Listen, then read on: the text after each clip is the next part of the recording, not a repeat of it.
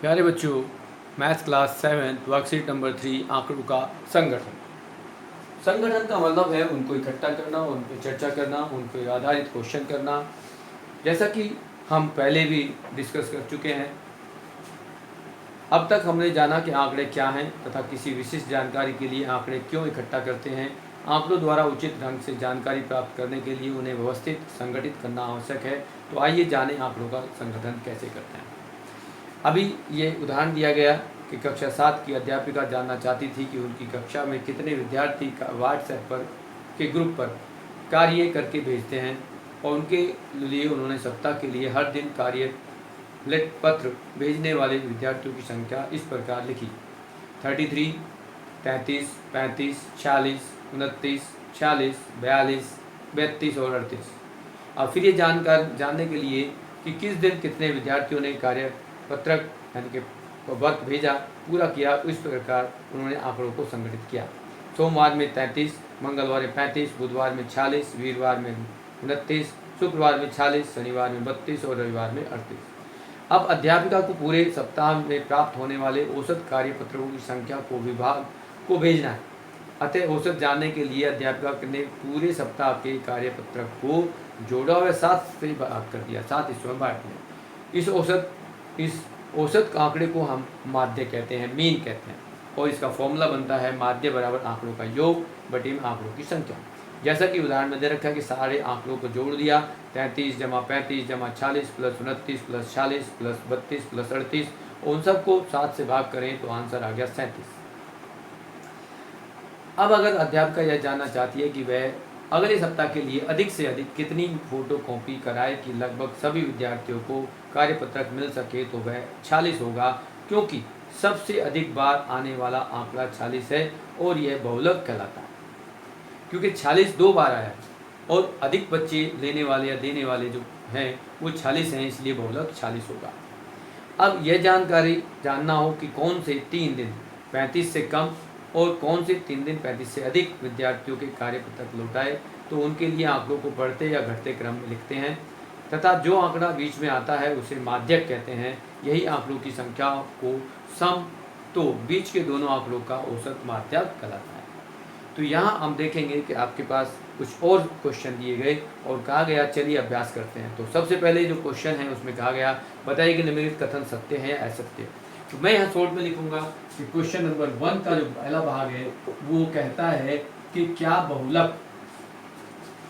बहुलक आंकड़ों में से जो आंकड़े दिए गए उनमें से सदैव एक संख्या होती है, तो ये सत्य है, इसको आप सत्य कहेंगे। दूसरे भाग की बात करेंगे कि क्या माध्यक दिए गए आंकड़ों में से आंकड़ों में से एक संख्या होती है, नहीं, वो तो कुछ और भी हो सकती है, तो ये असत्य हो जाएगा। जैसा कि उदाहरण में देखा है कि वहाँ सबको जोड़ा और भाग कर दिया, 37 नंबर आया, 37 जरूर नहीं, हमारे किसी आंकड़े में 37 है ही नहीं, तो यहाँ 37 भी आ गया, तो वो अलग भी हो सकती है। तीसरा क्वेश्चन था माध्यक आंकड़ों में से सदैव एक संख्या होता है, सदैव नहीं होता, कभी कभी होता है। जब विषम हो संख्या तो उनके बीच में से होगी, और विषम बीच वाली दो संख्याओं का औसत होती है, तो ये तीसरा भी असत्य है। ये आपके पास जो वर्कशीट दी हुई है, ये क्वेश्चनों को मैं एक बार दिखा दूं कि क्वेश्चन है क्या, क्योंकि आप देख लें वर्कशीट आपके पास होगी, उसको कैसे करेंगे ये आप देख लें कि यहाँ क्वेश्चन क्या है, क्योंकि उनको समझना जरूरी है। जब तक क्वेश्चन नहीं होंगे जब तक आप नहीं समझ पाएंगे। तो ये क्वेश्चन भी हमने दिखा दिए हैं, आप इनको देख लें और इनको फिर एक बार सेल्फ अपने आप भी ट्राई करेंगे। अब दूसरा जो क्वेश्चन है उसने कहा है कक्षा में एक मूल्यांकन में प्राप्त किए गए निम्नलिखित आंकड़ों को एक सारणीबद्ध रूप में संगठित कीजिए। तो हमें जो नंबर दे रखे हैं उनको देखेंगे क्या क्या नंबर हमारे पास हैं। तो हम क्वेश्चन नंबर 2 की सूचना जो दे रखी है उसको हम थोड़ा सा लिख लेते हैं। क्वेश्चन नंबर 2 में हमें दे रखा है कि सबसे पहले जो संख्या है वो 4 है, 6 है, 7 है, 5 3 5 है, फिर 4 5 2 है, फिर 6 2 5 है, 1 9 6 है, 5 8 4, और 6 7। हमारे पास ये इनको काउंट करेंगे कितना, 1 2 3 4 5 6 7 8 9 10 11 12 13 14 15 16 17 18 19 20। ये संख्या जो है, आंकड़ों की संख्या कितनी है, आंकड़ों की जो संख्या है वो 20 है। अब उसमें कहा गया इन आंकड़ों का परिसर क्या होगा। तो परिसर निकालने के लिए हमें सबसे अधिक संख्या चाहिए, सबसे बड़ी और सबसे छोटी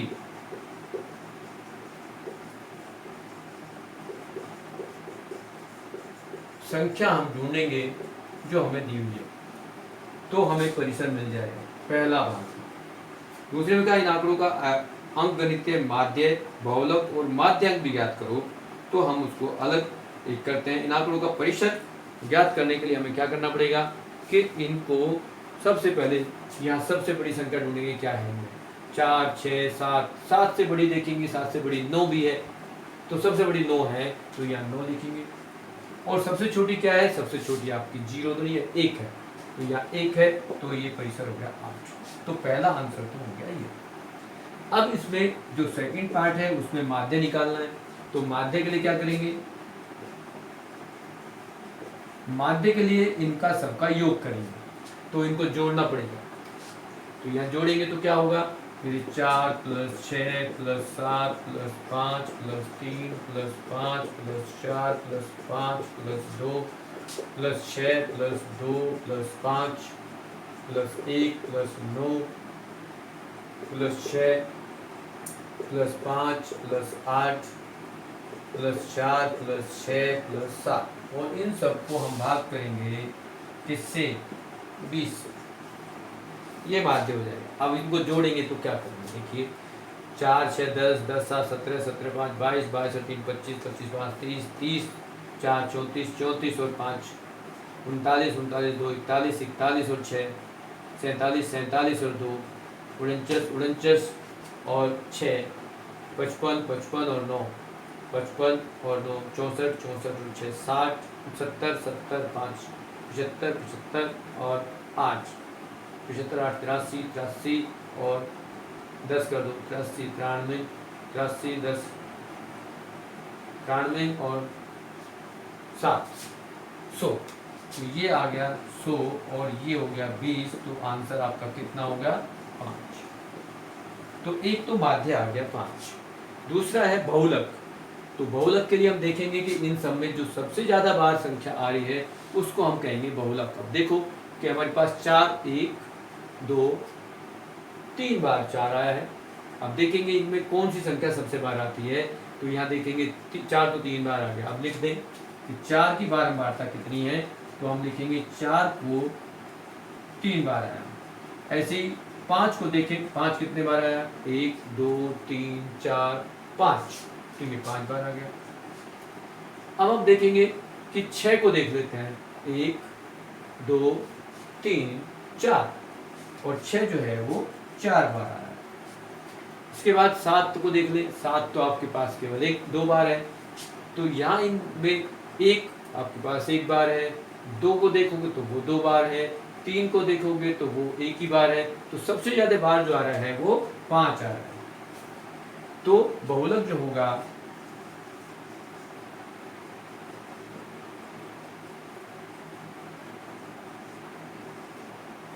बहुलक होगा 5। क्यों, क्योंकि 5 सबसे ज्यादा बार आ रहा है, 5 बार। यदि आप ढूंढेंगे कि यहाँ देखो कि 1 2 3 4 5 बार 5 आ रहा है, इसलिए बहुलक 5 होगा। अब एक जो दूसरा क्वेश्चन है जिसमें कहा जा रहा है कि इसकी माध्यांक निकालो।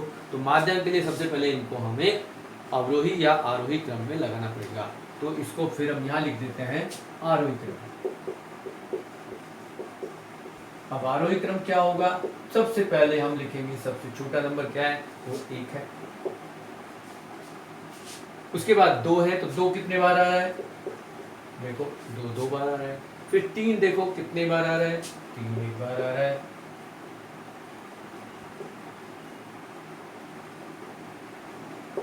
4 कितने बार आ रहा है? 4 अभी हमने देखा वो 3 बार आ रहा है। 1, अब हमने जो लिख दिए उनको काट सकते हो। 1 2 2 आ गए, 3 हमने एक बार आया वो खत्म कर दिया। अब 4 कितने बार आया? 1 2 और 3, तो यहाँ हम 4 को 3 बार लिख देते हैं। फिर 5 लिखेंगे, 5 कितने बार आया? 5 बार, तो 1 2 3 4 5 बार लिख दिया। फिर 6 को देखेंगे, 6 4 बार आ रहा है। 1 2 3 4। 7 आपके पास 2 बार है, तो उसको लिख देंगे।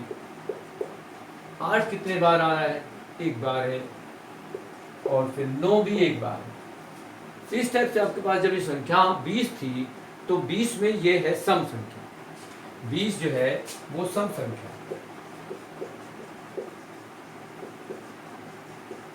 अब सम संख्या में जो माध्यांक होता है,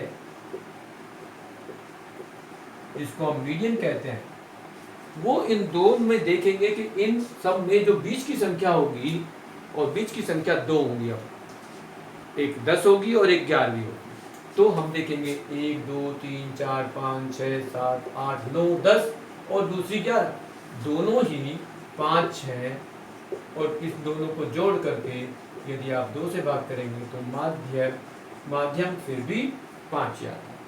अब देखो यहाँ आपका माध्य भी 5 है, बहुलक भी 5 है और माध्यांक भी 5 है, लेकिन यहाँ सबके लिए आंसर सेम आ रहा है। लेकिन जरूरी नहीं था कि इनका माध्य, बहुलक या माध्यांक सभी हर बार एक ही आए, ये जरूरी नहीं है। जैसा कि आपके उदाहरण में अलग अलग आया था, तो यहाँ भी अलग अलग आ सकता है। तो इस तरह की जो हमारे एक आंकड़ा, तो ये फिक्स है कि यहाँ जो बहुलक था, बहुलक तो इनमें से एक संख्या थी।